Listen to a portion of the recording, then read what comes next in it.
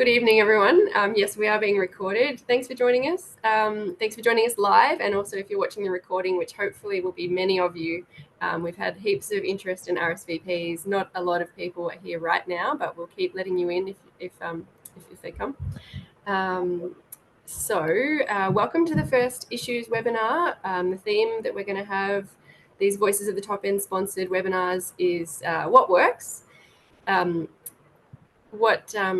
I'm going to pause on the acknowledgements that we need to do, that I and many of us are sitting on Larrakia country now because we have James to guide us through those proper protocols very shortly.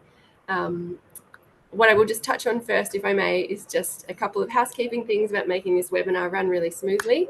My name's Kath McLeish. I'm one of the, I think that's all from me. If you'd like to give us an introduction, James, and then I'll just say a few quick words about the night's format, and then we'll get started.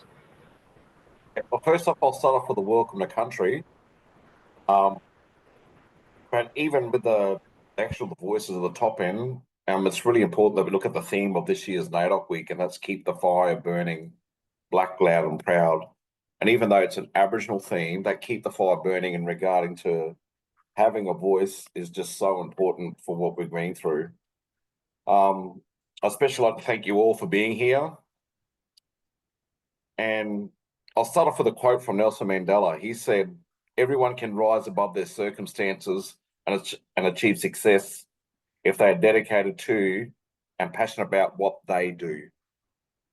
So I'd also like to acknowledge any other Larrakia, all the other First Nations Australians, and everyone, no matter wherever your roots may come from, no matter about race, colour or creed, welcome to Larrakia country. Larrakia land was never, ever seceded or given up. And this land we're on today always was and always will be Larrakia land. It's important that Larrakia speak for Larrakia country and Larrakia speak for Larrakia people. We're talking about somebody being out in Kalkrinja reminded me of that, the decades of injustices, and it was people's actual passion and coming together that actually helped start this. The Grinji couldn't have done the walk-off on their own. And that's where those voices and coming together is so important. And even we're talking about a justice system that's not just, and the negativity that goes towards Aboriginal people and Aboriginal communities. But I just want to remind people that, remember that there is a lot of culture in our communities. There's still a lot of beauty in our communities. There's still a lot of respect in our communities. And most important, there's still a lot of love of everyone coming together.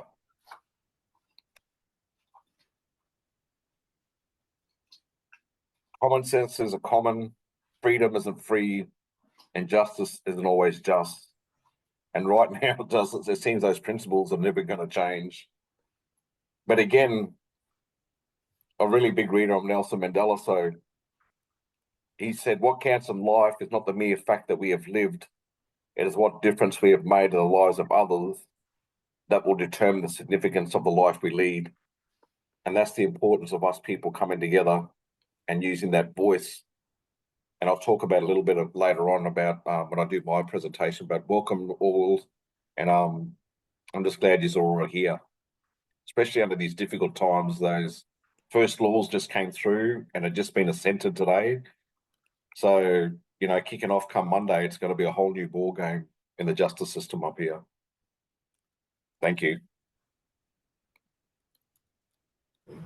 Thank you so much, James, for grounding us here on Larrakia country for many of us and anywhere else anybody is. And I just want to repeat the respects that we're trying to show in our work at Voices of the Top End for improved and always improving justice for First Nations people around the territory.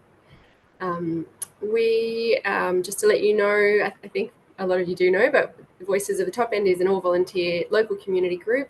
We're passionate about democratic participation in the NT and contributing to better political representation and to our community having more confidence in our democracy. We believe that there's an important principle here of use it or lose it with democracy. We're working to support community members to engage with ideas, have our voices heard, and to feel empowered to get involved. We want everyone's involvement.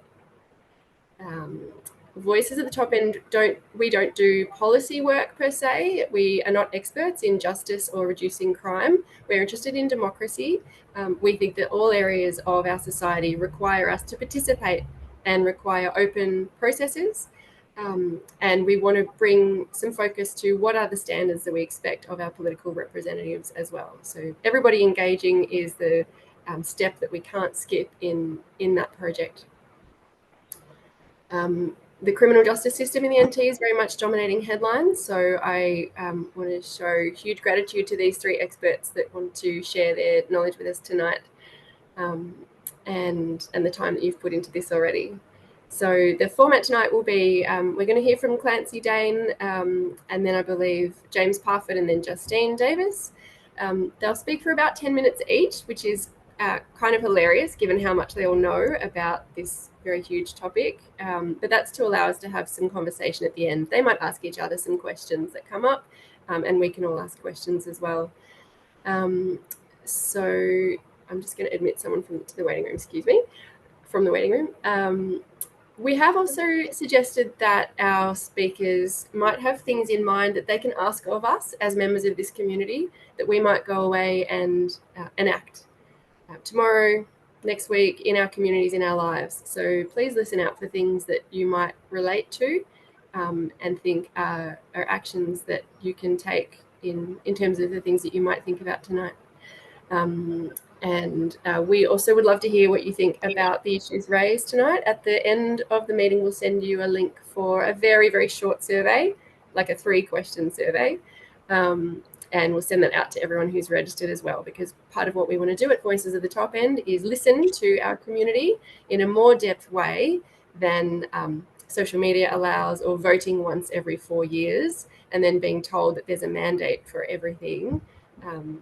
We want to engage in a bit more depth and a bit more intelligently than that. So please don't skip the survey and let us know your thoughts. So if I may introduce Clancy. Clancy Dane's been practicing criminal law, I believe, defence, but potentially has done some prosecution, I'm not sure, at some point, in the NT for the last 7 years. He's worked on a full range of criminal cases and the different courts in our system, the different levels. He's been based in Alice, Darwin, and Katherine, currently Katherine. Clancy founded Territory Criminal Lawyers about 4 years ago, and that firm's expanded to, I believe, about 6 lawyers. So they're doing a really significant chunk of the work that is really difficult work. And as a law graduate myself, I didn't think I ever had the guts to go into. So take my hats off to you and your colleagues, Clancy, for this work. Clancy's local reputation for legal excellence and dedication to each and every client precedes him. And he's also become a leading voice in the field for a functional and fair justice system here in the NT. So thank you, Clancy, for joining us. If you don't mind me kicking off with one question before you go into whatever you'd like to share with us tonight, what motivates you to do this work?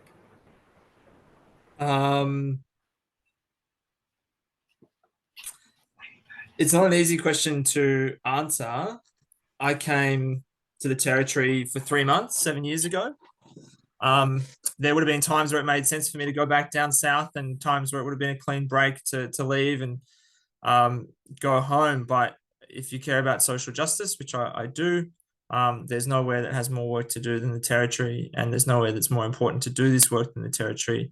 And if you feel like you're in a position to make a small contribution, it's hard to leave. I think the Territory is pretty absorbing in more ways than one, but I think I'm here.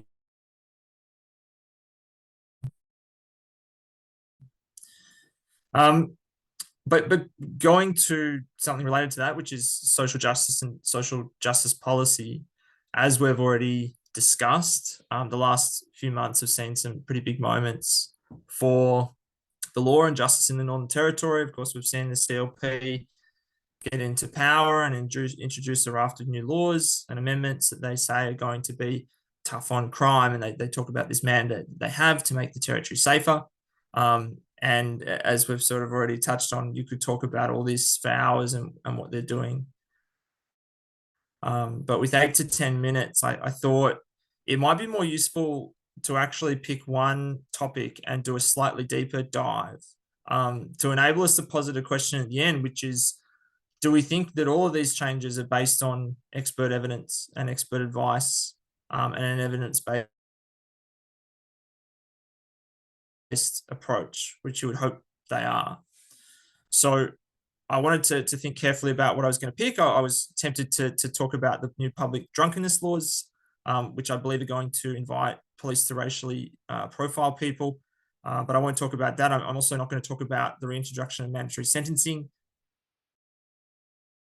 or the CLP's seeming obsession with more people being refused bail, measures which are going to push our prison system, which is already at breaking point, beyond that breaking point, sadly.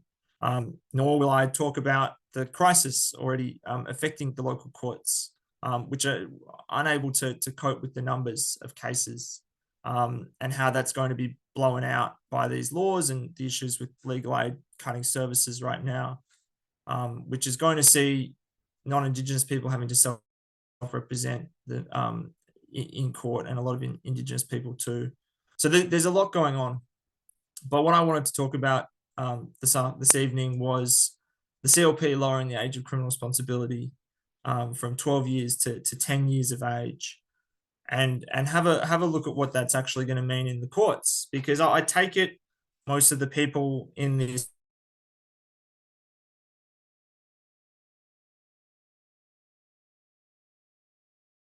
out what the various reports into this kind of thing say, what the Royal Commission into Youth Detention said, what the United Nations says, what the Children's Commission has. And if you haven't read any of that, spoiler alert, they all say that this is a really bad idea. What I wanted to take everyone through is what actually happens in the courts when a child of 10 or 11 years old is charged with a crime. Now, and I'm sorry if my connection's bad. I just saw somebody come up. It's unfortunately raining here, and I'm worried that my connection's not good, but I'll try to speak slowly and hopefully it gets better. But what happens with a child when they're 10 or 11 years old and they're charged with a crime? That child will be arrested, typically taken into police custody, and they'll either show up in the police station or show up in the police cells. They'll probably be granted bail because of their age and the fact that they don't have a criminal record at this stage. And as a quick aside, what bail is somebody being put on a number of conditions that they have to follow while their charges are being worked out, while their case is on foot. So those conditions normally involve things like reporting to the police, following curfew, not communicating with particular people like your co-offenders, and the Northern Territory's favourite one right now, which is electronic monitoring. Children wearing a very visible ankle tag so that corrections or the police can monitor their whereabouts at all times.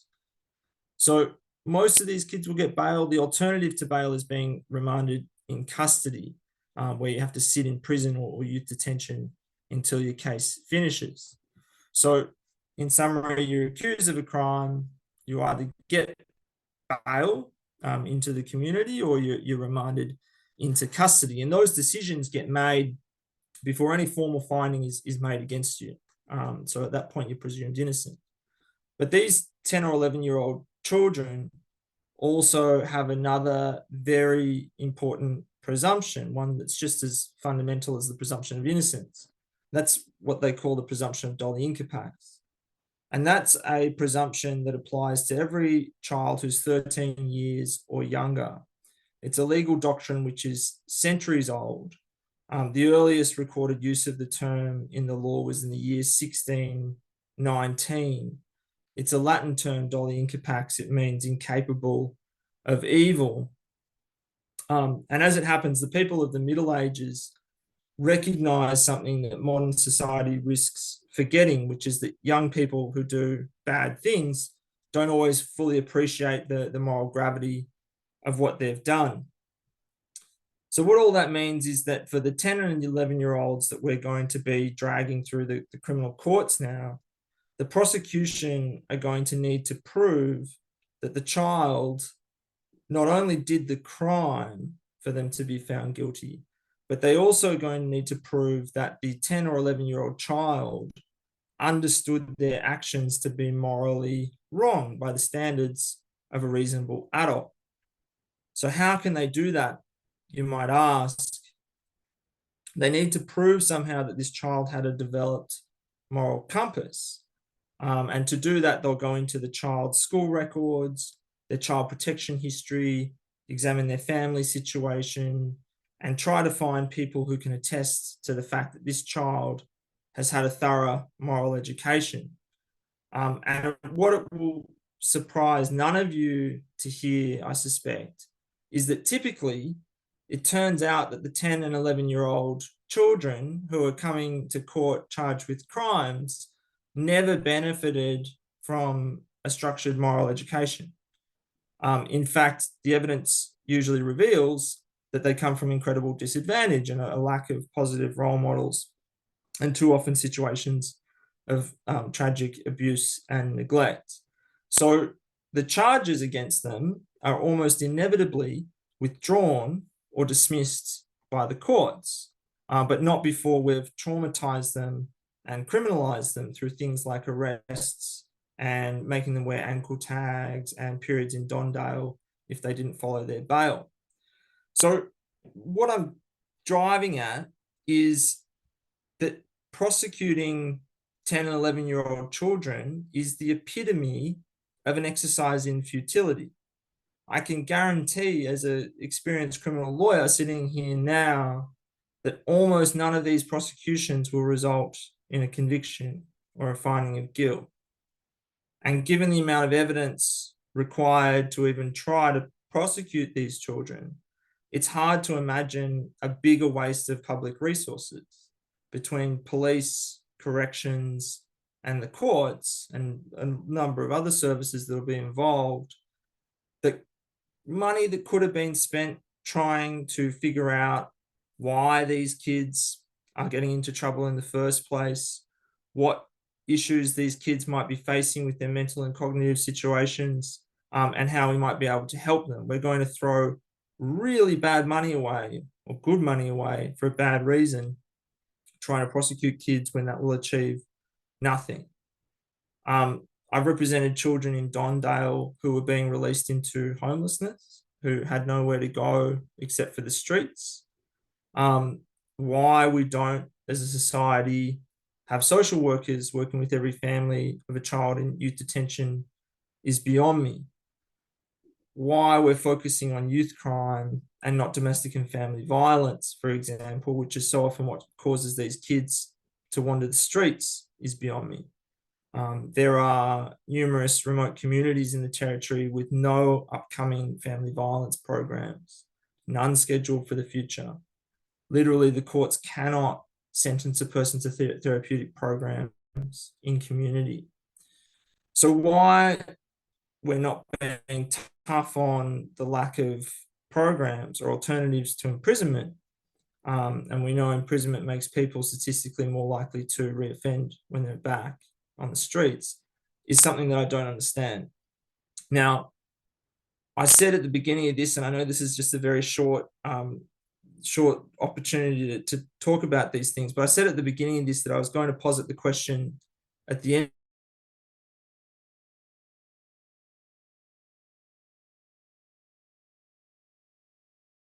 based on evidence and expert opinion, that it's going to make us safer as a society. And what I think I wanted people to understand. Sorry, Clancy, could you just repeat that question for us, because you just cut out there as you were asking? Sure. The question I wanted to posit at the end of this is do we believe that our politicians have criminal responsibility based on evidence that it's going to make us safer? They claim to have a mandate, but I think clearly not. If we know that prosecuting these children, and I can guarantee it, will not result in successful prosecutions, it's hard to imagine that they've consulted any experts whatsoever. It's hard to imagine that they've consulted any evidence-based writings or research whatsoever before doing this. And then sadly, that begs the question, how can we accept politicians who are prepared to risk destroying the lives of children based on no evidence whatsoever? The reason I wanted to do a deep dive into that one thing is because we can really ask that question for any of the tough on crime initiatives that are being pushed through. And unfortunately, from what I can see, none of it's based on any solid evidence whatsoever. So that was the contribution I wanted to make to this. I should say, hopefully we're going to hear from a politician who does have some answers and some drive to do evidence-based things. But I wanted to also take a moment to thank everybody for engaging in these discussions, and I thank everyone for their time. Thanks so much, Clancy. Yeah, it is. It's a very short time, but that's, I think, something that I hadn't heard in the news until you let me know about the presumption of Dolly Incapax, if my Latin is smooth. So it does boggle the mind that laws are going through that don't seem like they will actually serve the stated purpose, from what you're informing us as a practitioner in these cases. But let's see what we are going to hear from James and Justine.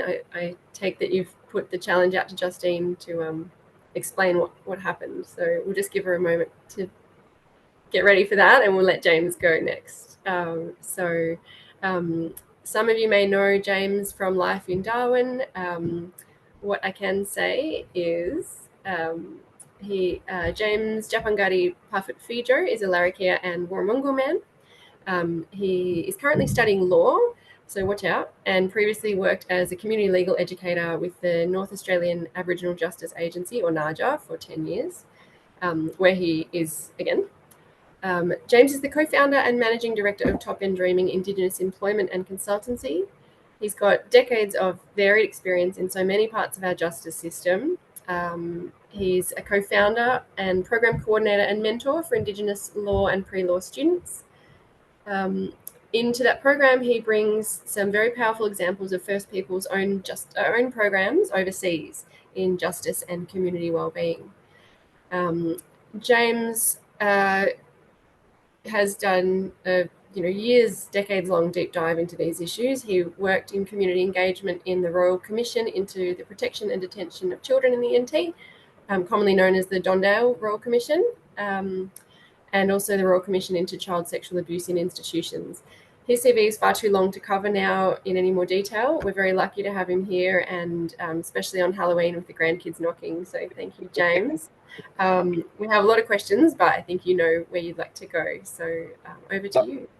Yeah, no, I just want to just start off by just going on from what Clancy said. Like even doing that legal education role, and even I used to manage the VSA, the Volatile Substance Abuse Program, getting the youth off ganja, off grog. This was before the ice and stuff epidemic hit Darwin. But even with all the work that we're doing, there's like, it's so hard to actually even educate and train and speak to these kids that are 10, 11 years old. That's why we target high schools. Now we've got to try and change focus. There's no programs that's been out there to design to specifically deal with kids that young. And that's the other scarier thing about it. There's no programs out there that's had a specific target audience of kids that young. So just going on for what, and any time, like, especially recently, just walking around the shops and looking at 10-year-old kids, going to see my cousins that are 10 years old, and you just look at it and like, they still haven't grown yet, and like the Dolly Capacitor, does that kid really understand the consequences of his actions? There might be one or two that may, but you're talking about a very minimum, if that.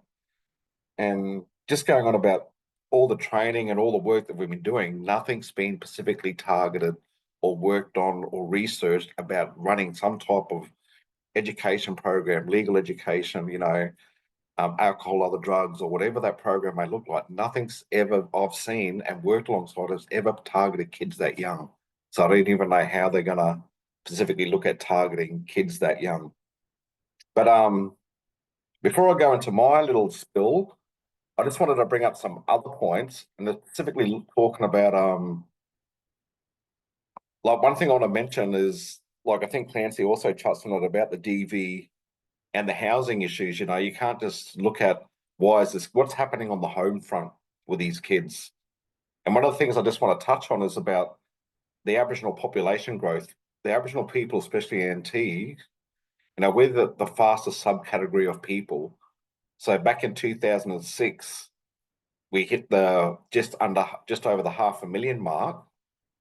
And then of an article by ABC of Stephanie Bolchi, we hit the 1.1 million mark in population.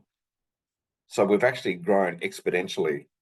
But when you look at the population growth, you got to look at the housing support, the education support, that's especially in these remote communities, that they just haven't kept up with the population boom in Aboriginal society. So when Clancy was talking about the housing issues, the home front issues, I'm still going out to these communities where there's 15, 16 people in the house. And even just last week, you know, the 14, 15, 16 people living in one house because the housing demand, the infrastructure and the services just didn't take into account the population growth of Aboriginal people. So that's one thing they're going to talk about is, and with our fast increasing population, we've got a whole Aboriginal age group that's going to be coming into this justice realm. So more and more people, population means more and more interaction. And then again, Clancy touched on the cutting back of legal services, legal support. You know, it's a time bomb just waiting to explode, and it's actually a scary time when you think about it. That's why I just wanted to touch on that population growth and how young these kids are, and not just that the kids are now, but remember, we're talking about a 4-year term. So even those kids that are 7, 8, 9 now, this term of government, they'll be in that age bracket where they'll be fitting under this new sentencing laws.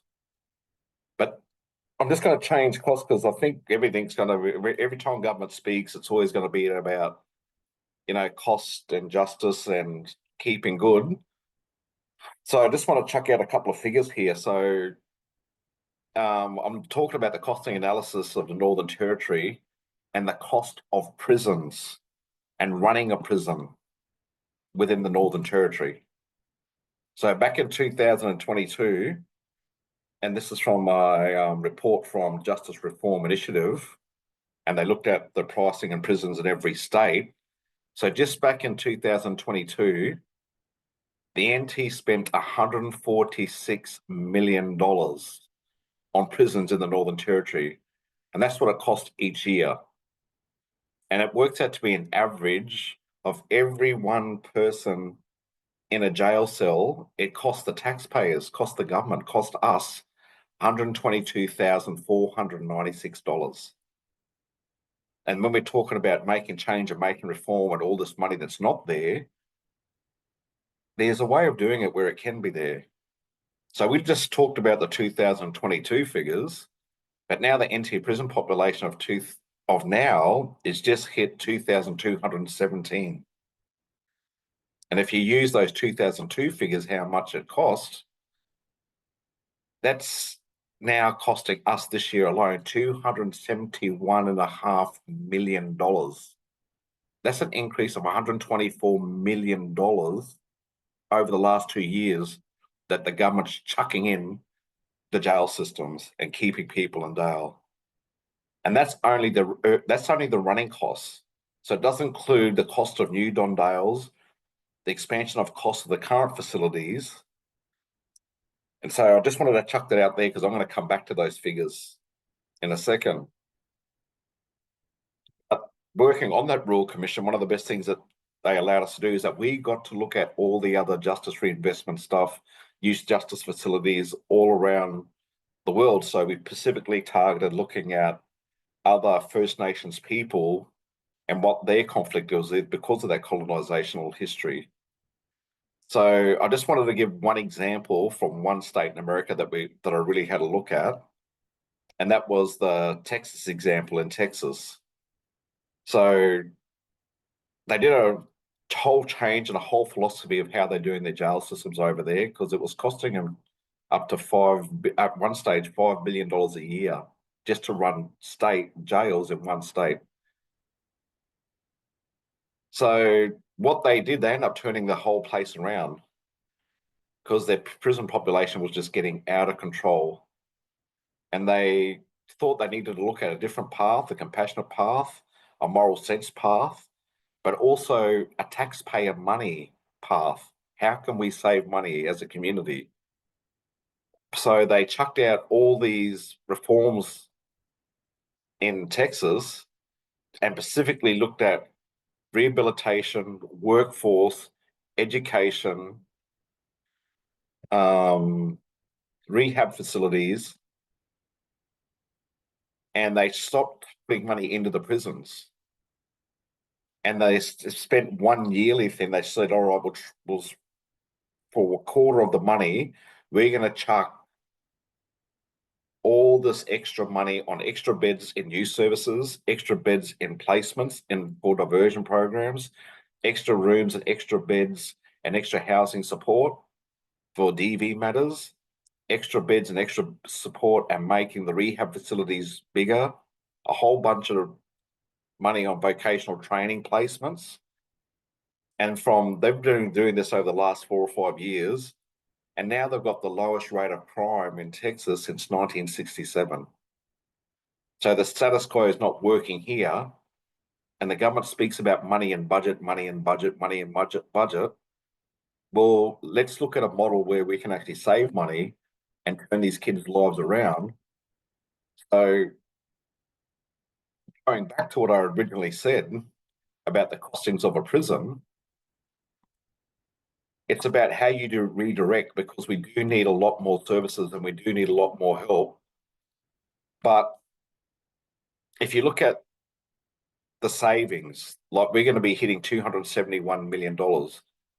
Imagine if you can just, with that 271 million that's going into the prison system anyway. And this is where that voice, and this is where I was thinking about it. Imagine this as a hypothetical. You could actually put aside $140 million over 2 years to invest in exactly what I was outspoken. And yes, that's a massive amount, but that even if they do that, they're still saving the NT government and the NT people $100 million over 2 years. That's $500 million over 2 years of not putting that money over 10 years, sorry, but not putting that money into prisons, but diverting a lot of that money back into these community services support.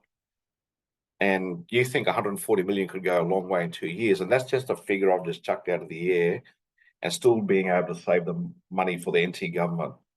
That's why I think when people's voice matters, this is where you put those other options on the table. Right now, the government, I don't think, has any options but, put them to prison. But, that's one thing I can say, that it turns into a revolving door.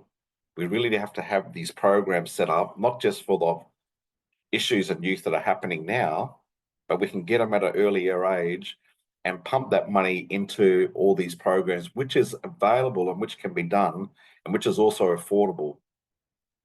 So that's why I thought that I wanted to change the focus about what I was going to be presenting, and then look at how that money can be used in other ways. And if we're already spending over $240 million a year, which is a joke, into a prison system, where at least a quarter of that money could be used and used big and used wisely on our kids and on our youth. So that's sort of the direction I was going in. And even just going back to the theme of what we hear, don't ever think that, sometimes people think that you're only one person, your voice doesn't count, you alone can't make a difference. But that's wrong. Your actions can be small, your actions can be big. And it's that collective voices that can make a difference. And when you push those ideas and suggestions forwards, and more people stand up and take notice of it, That's when that positive change has happened. But I think just going back to what I said, I'm really scared for the next 4 years about, especially with our youth. I mean, they was talking about the other day about, youth going out, being out of control. Well, imagine if they actually had a better house, a better home, more room, more quality, a better life, had a stable home like we grew up in. And because those money hasn't been directed the same way, you can only push a people or an Aboriginal group for so long before there's a breaking point. And I think this is just going to push our mob over the edge even more. And like I said, I'm really scared for the next 4 years, especially with these kids. But that's all my 10 minutes or a little bit longer. But yeah, just wanted to put those thoughts and figures out there about the pricing of where we can do better, where we can price our money, how we can divert the funding that we got into better ways, because they're not going to give us any extra money. They're not going to give us all these extra services. So we've got to work with what we got. But this is how we can work with what we got better. And it'd be good to see a lot of these services that aren't doing great work, that aren't being supported, making sure they're like working this industry for ages. There's people out there like A Brother to Another, the King's Narrative in Alice Springs. There's blokes like Willie Hewitt that's been taking these kids out on weekend bush camp. There's another one, the Brothers Rugby League Club, that'll be doing these youth healing camps with their own team and their own money.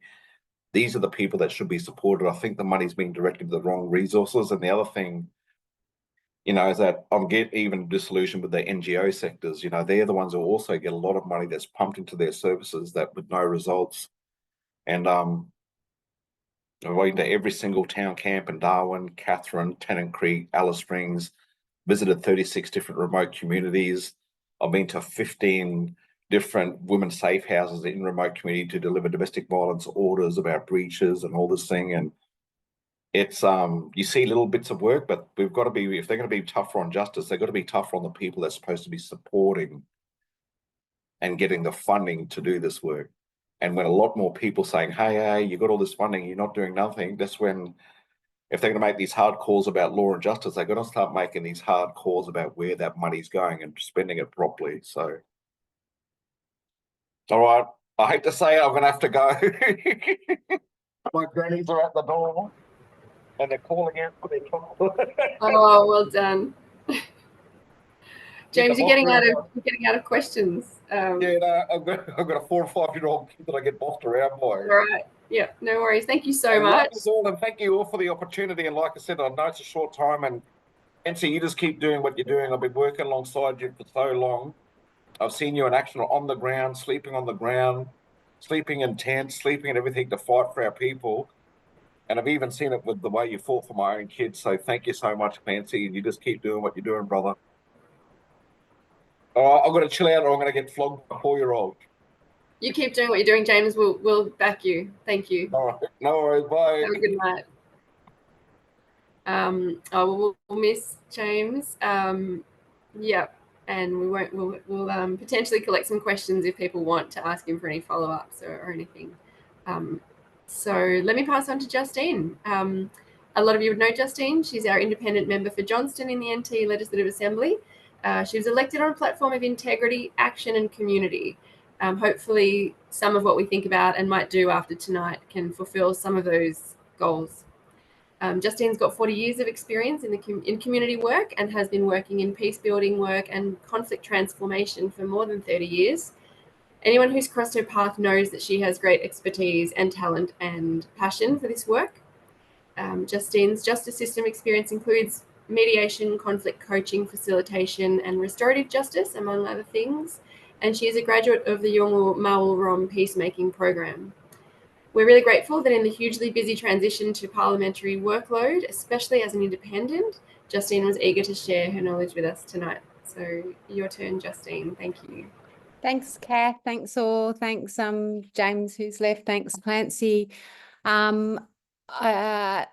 There's heaps to talk about around this issue, and I think as both Clancy and James sort of chose to focus in on a couple, particular things, I'd like to do that too.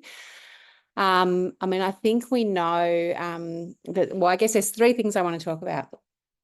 One is the role of our parliament and lawmaking and what we can do about that right now. That's my new job. And it's pretty interesting. A few people have heard me say this. I've been involved, as Kath said, in peacemaking related work for most of my working life. And I've also been a political activist. I've never been interested in what happens in Parliament. I've kind of always, actually, to be completely frank, thought it was pretty irrelevant. You know, I thought what we need to do is build alternatives outside that system. I've had a rude shock in the last couple of weeks where I realised it's actually incredibly relevant what happens inside Parliament. There are laws being made that are going to impact, and as we know, the laws that were made, and Clancy kind of listed them in the first fortnight of this Parliament, are going to absolutely impact disproportionately on Aboriginal people and on the most vulnerable people in our community. And we've got people making those laws who are saying overtly, we do not care about evidence. That's something that, you know, some of the questions that people have been asking. We have a mandate.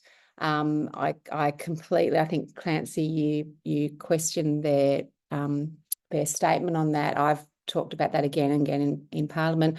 I think that I think we need to keep questioning that. I think the CLP, just to give context, the NTEC, according to them, the CLP got 48.9% of the vote. So if they want to say they've got a mandate from community, that's how much of a mandate they've got. Actually, the mandate they've got is exactly the same as the mandate I've got as an independent, and that's a mandate to make good law for 100% of the Northern Territory, and that's what we need to hold them to. So I guess just in talking about the role of Parliament and the role I can play, and, you know, people were saying, maybe Clancy, you said, you know, what can happen there. The other side of that realisation that actually what happens in there matters is that I think having an alternative voice in there, we can all use as a community. And so I'm going to do my call for action right now, or one of my calls for action, which is all of you need to come with me and with other members of the crossbench, with Yingy.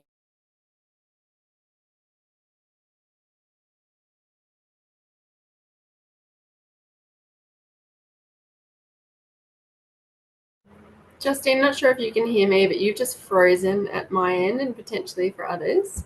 So I'll just see if you can pop back in a moment.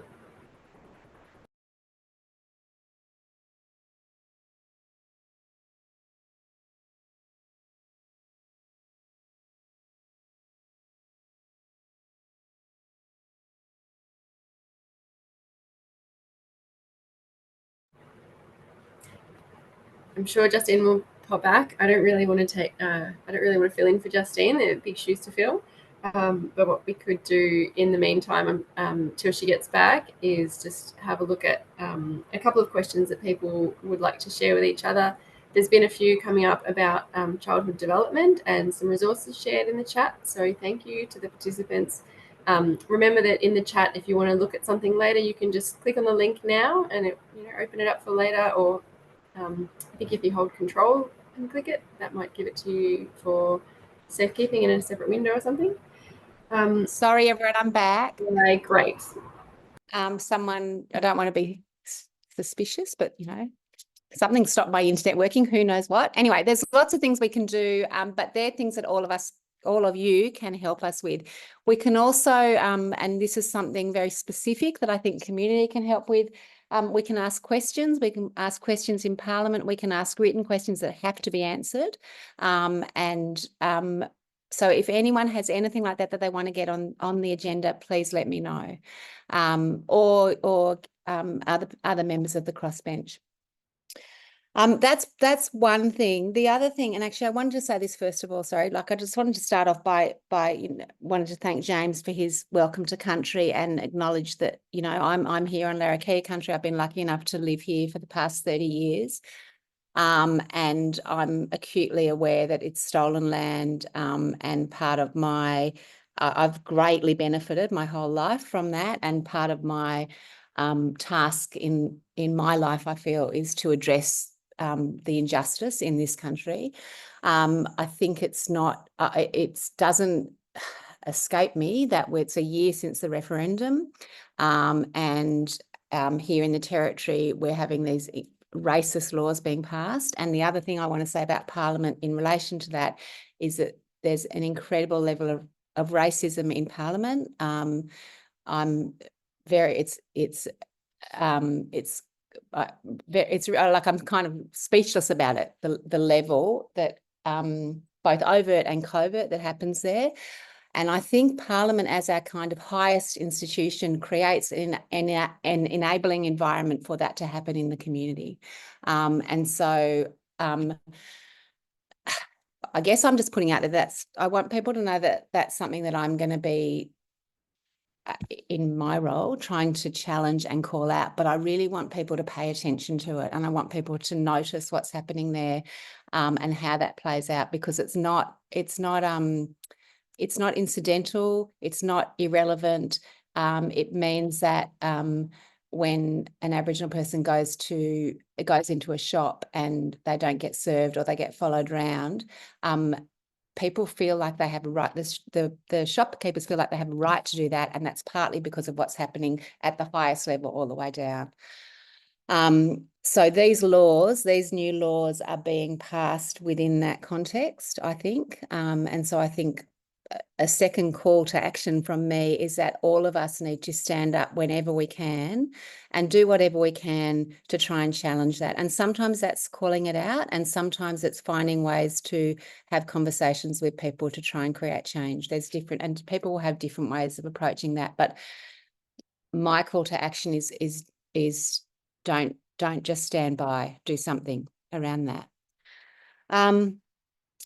The other thing I wanted to talk about, which is quite different, and I will only talk about it for a couple of minutes, is that there are actually a whole lot of amazing alternatives to justice that are already happening here in the Northern Territory, and that's where we need to put our energy, and that's what we need to support.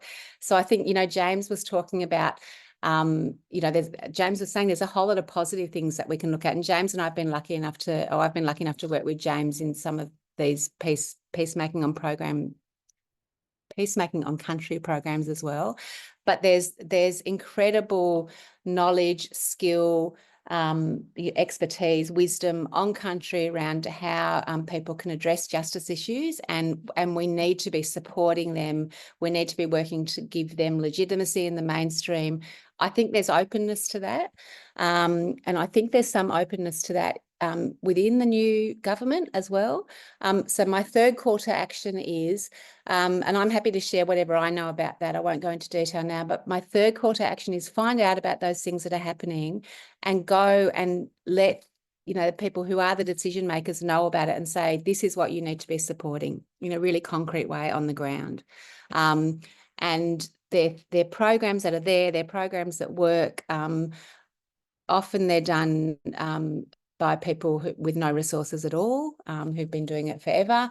I'm really happy to have separate. I mean, that's kind of been my life passion at the moment. My work in the last few years has been very much working with people on country, supporting the peacemaking processes that they're already using and looking at how they can be legitimised and strengthened and resourced. So I could talk about it for a long time, but I'm very happy to talk about it with people offline if anyone wants to know more about that and how you can support it, and how you can try and get the new government to support it. So my last kind of, it's a bit scatty, my call, I can't remember what order, but my last kind of call to action is that just with this new hat of being in Parliament, which, it's no secret I'm not really enjoying, but I'm going to do my best, is go and talk to your local members and let them know what you think is important. And you don't have to be an expert on anything. Most people who are in Parliament have said very overtly they're there and they see part of their job as making sure that they get elected again in 4 years' time. So they want to know that you're going to vote for them. So this is ideally the people who are your local member. And so go make a relationship with them, tell them what's important to you, tell them that you want them to follow up on particular things around this. So use that part of the system to try and create whatever change we can and bring some more justice to this space. And that's probably enough from me looking at the time. Thanks, everyone. Thanks, Justine. Super short. Would you like to see if there's a couple of questions coming your way? Yeah, I was wondering about, I've heard you talk about when you door knocked, that people that you spoke to at their doors all around Johnston understood that there was a problem with crime and they wanted some action, but they understood that it was complex. And so the things that are being talked about by the three of you tonight and also in the chat about like housing and developmental disorders and safety at home and kids' education, all those things are far more complex than what we're currently being fed and told that everyday Territorians just have given this mandate. But what do you make of the difference between the simplification of these messages and what people have told voices at the top end and at your doors?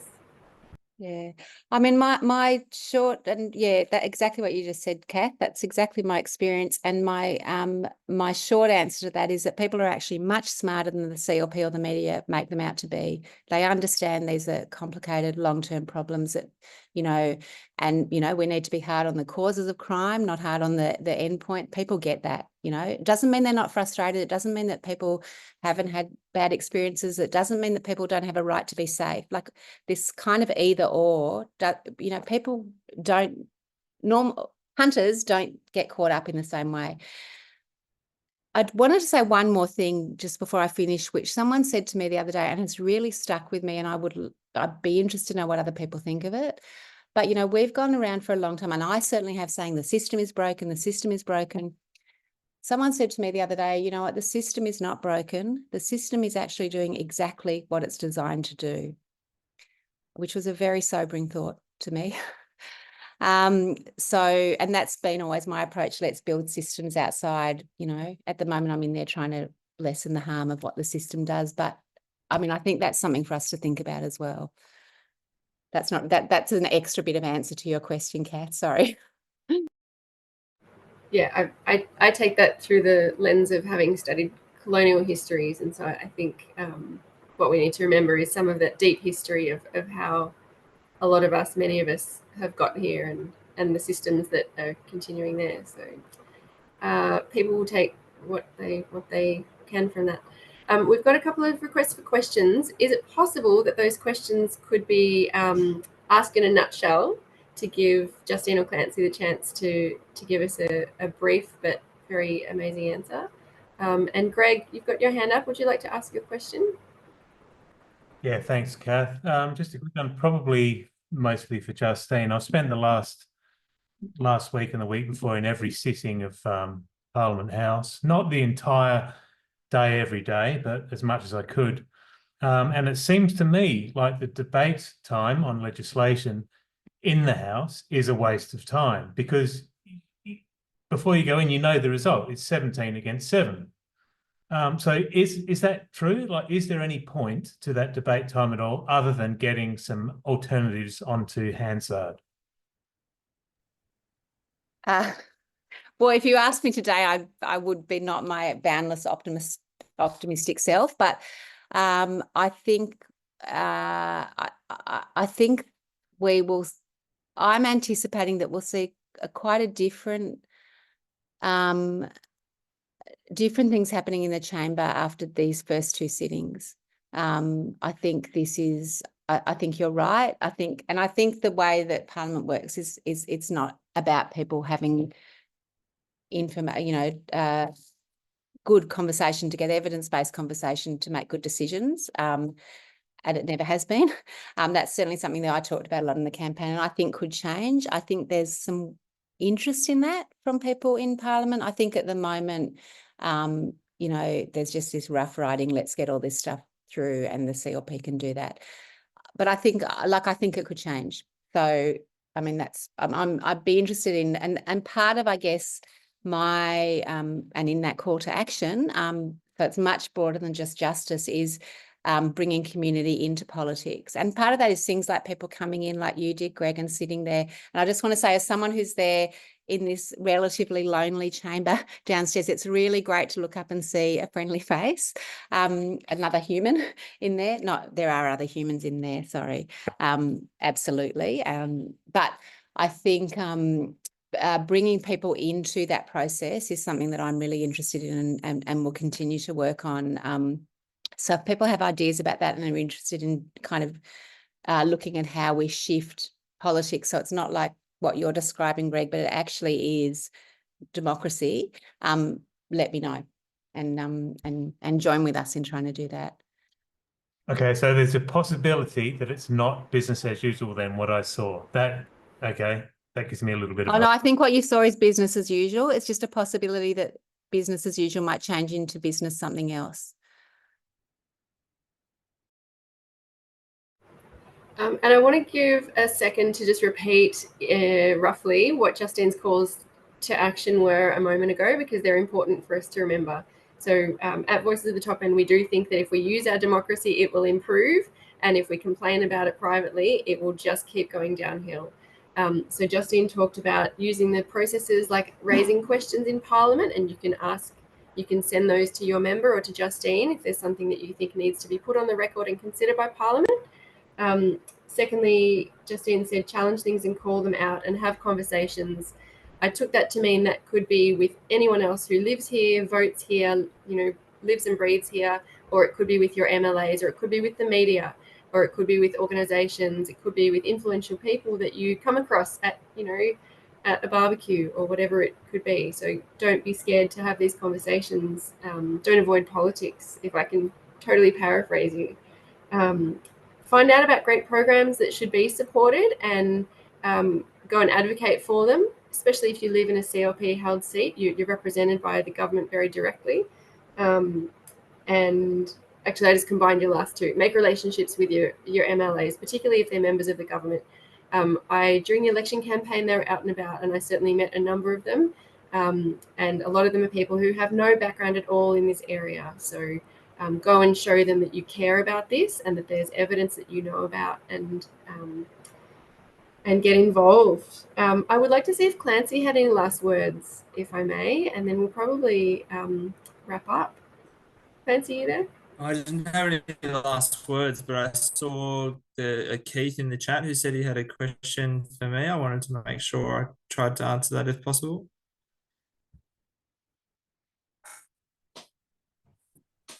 Can you hear me? Yeah, just Sorry. unmute, Keith. Yeah, right. Quick Clancy, one, quick last one. Thank you. okay, so I've spent six years. We all came up here. The funny thing, Kath came up here, you came up here, and I came up here, Clancy, all in 2017, funnily enough. I've spent 6 years having an in-depth look at Dondale. I've engaged with the directors, with my cousin was a teacher's aide at Dondale for many years, for 15 years. I've engaged with youth justice right around Australia, with justice reinvestment. I've looked at all the different, what's happening and what's working and what's not working. I work a lot with countrymen and speak to countrymen every day and ask countrymen, what is the biggest challenge? Their biggest challenge is that the children at the age of 4, 5, and 6 start following the US gang culture. And that's when they start moving away from their own culture. It's when they start going into Coles and Woolworths and start pinching food and whatever, and they stop going to school. What we presented to government 5 years ago in the CLP was a program run by the strong women in community, whereby the community had a code of conduct. One, you got to go to school and no mucking up. If you break the community's code of conduct, the traditional owners' code of conduct, you went out bush, you turned cultural respect, and you came back and you lived in a secure hostel run by the strong women, and you went back to school.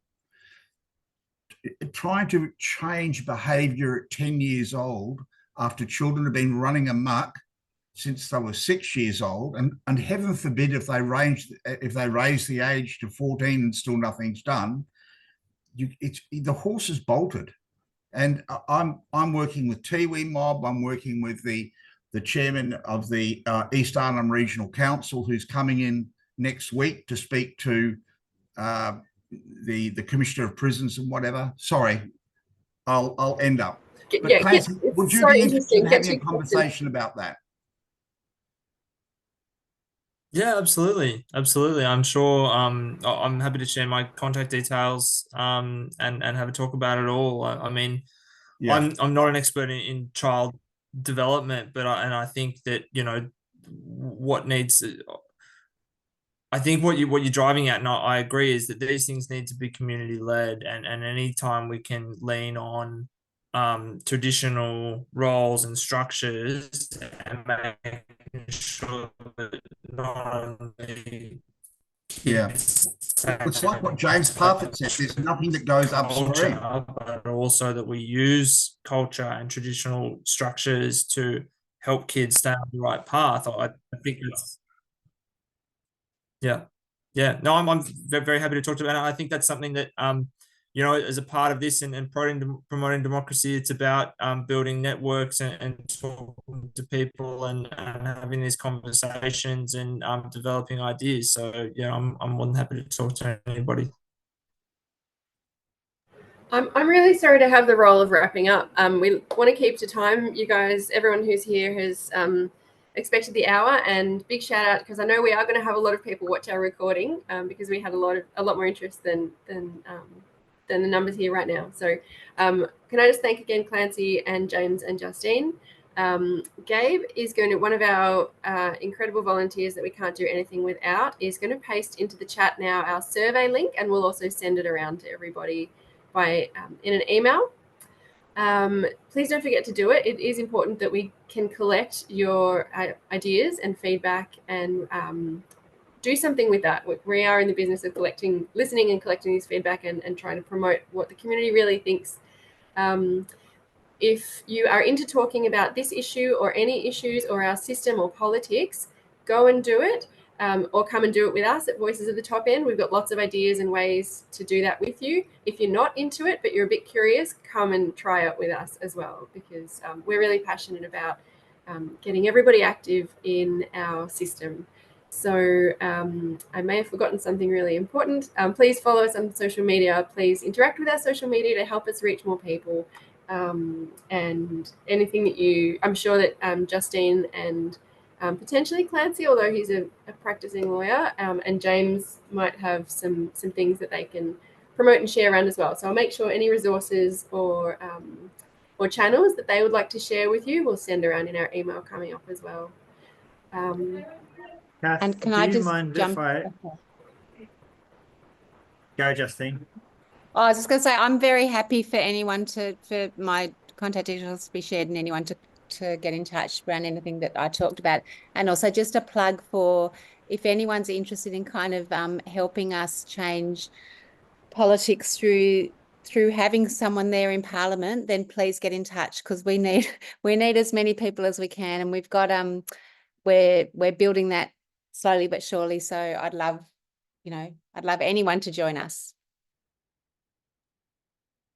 That was I wanted to follow on from your earlier comment, Justine, about getting engaged in this work, with a bit of a shameless plug for the systems change that we are seeking to enact here. If the system is doing what it's designed to do, we have a theory of change and believe that there really is a pathway to getting better outcomes here, and it does involve engaging our democracy, using evidence-based decision-making and getting people into Parliament who are likely to be able to use the system as it's designed at the moment to get better outcomes for ourselves. Community independence, like Justine, are one way to do that. It does involve us not sitting back and watching the games as they happen, but taking part in it. So please join us, follow the socials, get involved with Voices of the Top End. We are organising. Thanks, Kath. Over to you. Thanks so much. If we could indulge, I think there's one other question that I would love to just see whether Lee, who I don't think I know, would be able to ask in a sentence. Lee, if you're still there, would you like to ask your question? Just sneak it in and then we'll have to say goodnight.